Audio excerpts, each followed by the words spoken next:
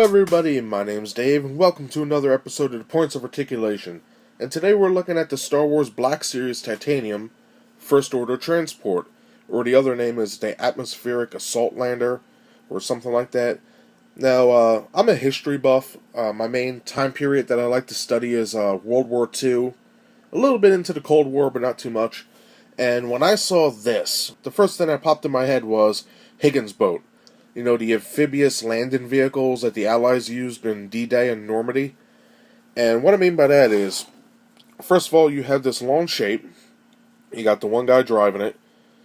And then you have this door that opens up, and all the troops run out. In The Force Awakens, these guys come and they just land, the door opens, and all the First Order stormtroopers run out, blasting everybody.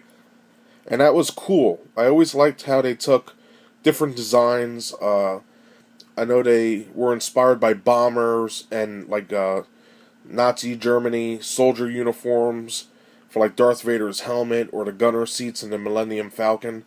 Stuff like that is all inspired by a lot of World War II machinery. And I think that was neat that they went with that aspect for the lander. So this is a nice mold. It's got a little good paint. And let's get right into it. For the mold I want to start... For the mold, I want to start on the top and just look at all this nice line work. And then also there is molded pieces that protrude out. So that's kind of cool. Little hatches here and there. And right here is a hatch with a double barrel gun right there. Then we have our cockpit.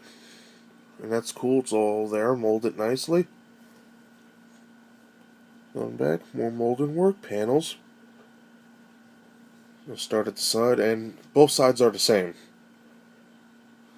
So we have this little section here, which in the movie was a spotlight, so it shine lights as it's moving. And nice paneling work. Here's a little air intake or something for the engines. Then we come back to the engines, which I'll get to these last. Then underneath we have 3 screws, peg hole, more nice molding. We have landing gear that doesn't go in or out, it's just static. Nice molding here.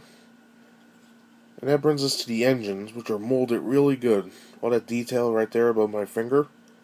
More detail right here. And the engines themselves are cool because they're like, what's the word? They're ovals. So that's neat. Okay, for the front we have this nice door that's molded. You open it up, and all that molded detail on the inside, those pipes. And with the rectangle going all the way back. The floor is detailed, we see lines in there, barely. And the ramp is detailed nicely. So this vehicle has a lot of nice detail, and the paint really helps it a little bit. So let's get right into that. When looking at the paint, the main body of the ship is this nice off-white color. And that is the whole thing all the way around. Then we have little sections of gray. And that kind of goes back to the Lambda class shuttle. That was white with the gray rectangles here and there. And nothing really on the bottom. Then we have this brownish gray, which is right here and on this side as well. And what I like to think that is when this is coming into the atmosphere, this is the friction burning the hole. So it's kind of cool to put that in there. And the bottom of these lights are painted with the same color.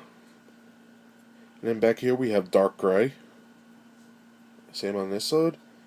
That light gray also continues on these engine pieces. The engines are blue. We have a little dark gray on the interior right there.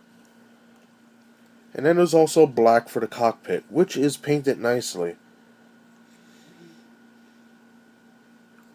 And that does it for the paint. So let's measure this guy up. When measuring the First Order transport, this baby measures up about 3¼ inches. So it's a nice sized vehicle. Yeah, just like other Star Wars Titaniums and Black Series, comes with a stand. There's the big hole. Just slide it in there. And there you go.